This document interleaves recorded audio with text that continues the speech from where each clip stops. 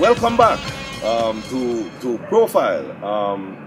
And our guest this evening is Viscosity Angus. A very interesting story. And before we went to the break, he was telling us about his life in Linstead prior to his going to Clarendon to live. And you had mentioned that your mother was selling in the market. I mean, Right. selling in the market, a young man missing school on some occasions to just to make sure that ends could meet.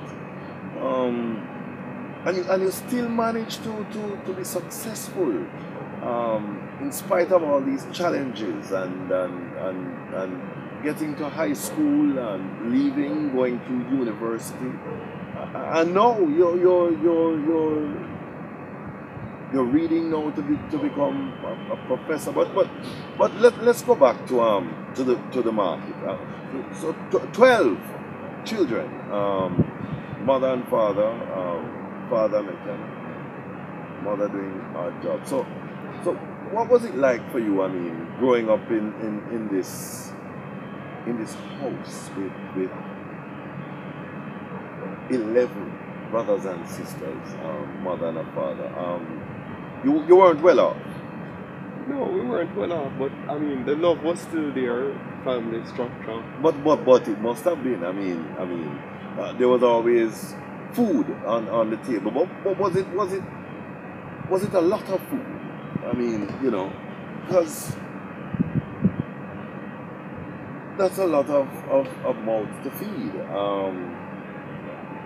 But give me an example of an average day in your house. You live very well and with your brothers and sisters, I suspect. You all went to school. But could everybody go to school at the same time?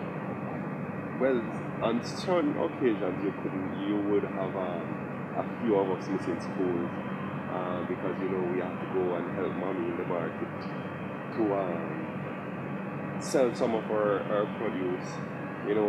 Daddy was a mechanic as Well, I mean, interesting right there.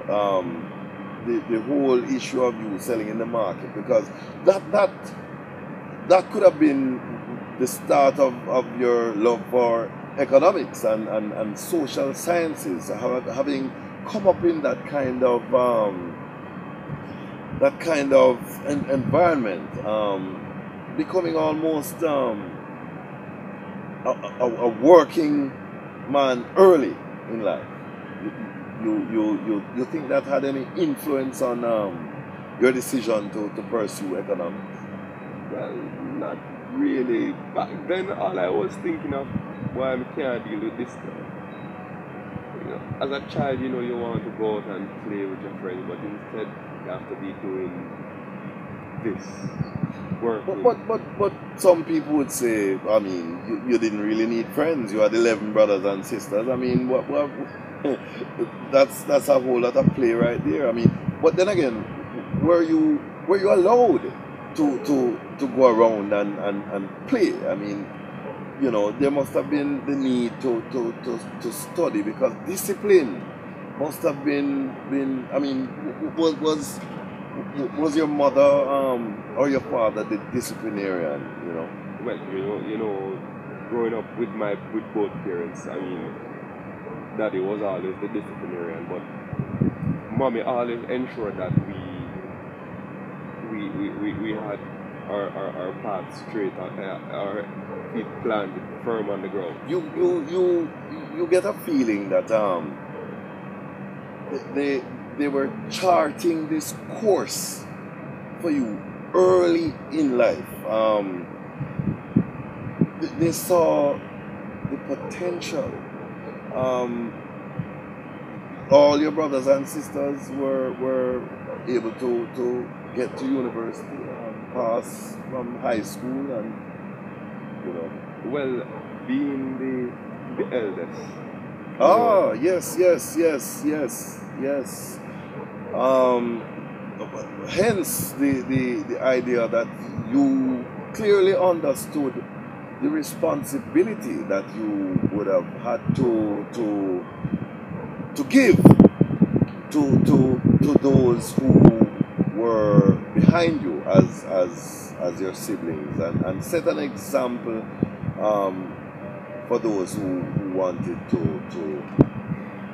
to succeed. You know, hard work, discipline, an early start in economics, having sold in the market, and a disciplinarian for our father, important, most important.